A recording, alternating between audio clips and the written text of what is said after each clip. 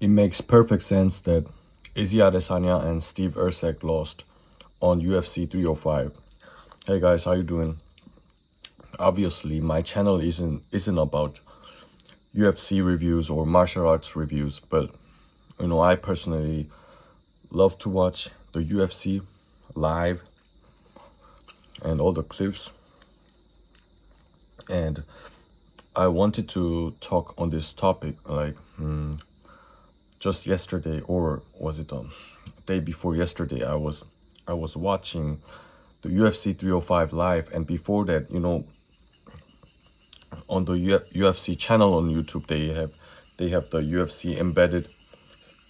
So um, I was watching those little documentaries and the fight itself live, and I've I've observed some things, and I thought it could be a great life lesson, and also could be applied to the spiritual life and the spiritual battle, because the fighting sport, I think, is it has lots of things that we can apply to our lives. So yeah, let's move on to what I'm really going to say. So as I was watching the fight live, it's a fight between on the flyweight, the fight between Steve Erceg and Kai Kara-France. Um, I was watching it for like 30 seconds or 1 minute into the fight. I noticed that I'm no expert, but we can utilize our focus and our eyes, and we just take in lots of information, right?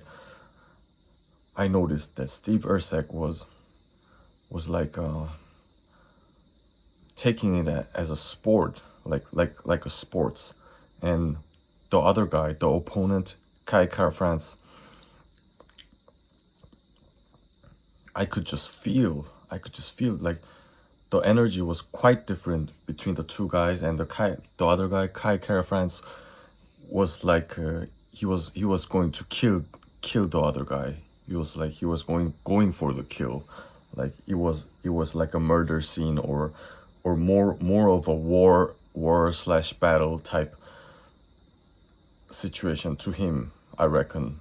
That's what I felt like intuitively, and just by being very attentive. That's what I found out. So yeah, like I felt before the guy got knocked out, really, I just felt that this guy is going to win, the Cara France guy, and that is what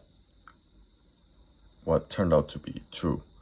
And speaking of Israel Adesanya, I was watching not the fight itself, but the UFC embedded, and I saw him.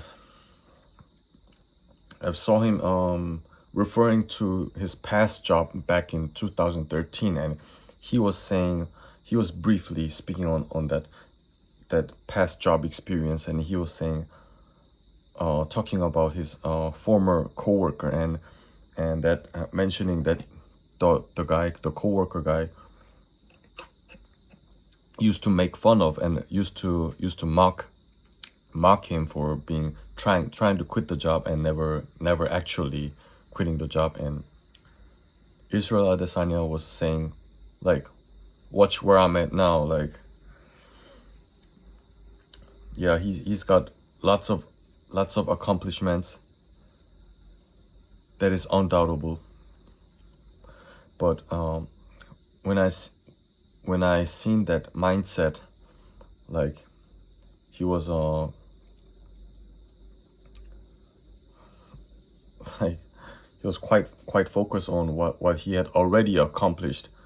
I just felt like I just felt like the other guy is going to win this time. The Dricus du Plessis. Yeah, I just felt that Dricus would win this fight just immediately after I'd seen that UFC embedded, when Adesanya uh, spoke of that that former coworker thing. Yeah, so yeah, and in which ways I thinking those things could apply to our spiritual lives, and like how we should better ourselves, and like improve on our virtues and getting rid of our vices. I think uh we could like absorb, and we could just suck in a lot of life lessons from these fighting sport situations. Like just like when I saw the difference between those Steve Erceg and Kai Kara France, one was taking it as a sport, and the other guy was like taking, I would say, taking it more seriously. Like he just a atmosphere and just a aura. Like just I could feel his intentions to kill the other guy. Like it was very ferocious. And so like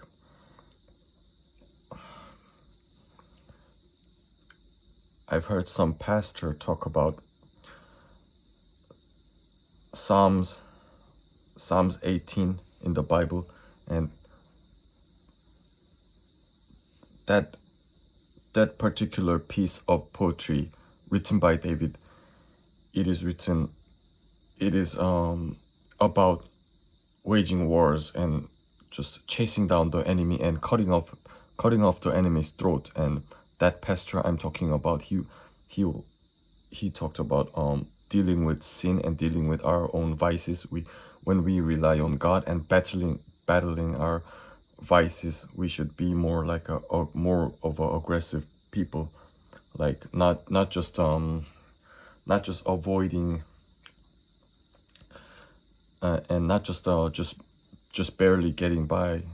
Like when we have God on our side and we are battling the evil one, the Satan, we ought to be like in that state of being more aggressive. I would say, like, as opposed to being like in the mindset of like poverty mindset. Oh, am I going to make this through? No. When God is on our side, and you know your conscience is not letting you down. You know you're doing the good things, and that's exactly why. That's exactly the time the temptations are going to be strong, and just never be shaken, bros. And the other thing about Israel Adesanya, you know, and this goes the same for myself too. Like I've mentioned one or two times that since February of 2022, that's when I had that longest streak of mine. Like I was on 13 months of just going to cold turkey and just monk mode of semen retention, not even picking any provocative images on the internet. And you know that like that could be a stumbling block at times, like that, you know, that those past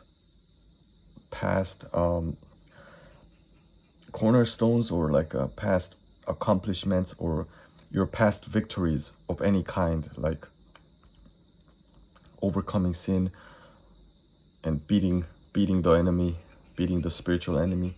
You know, don't never let those things be a stumbling block to you guys. Just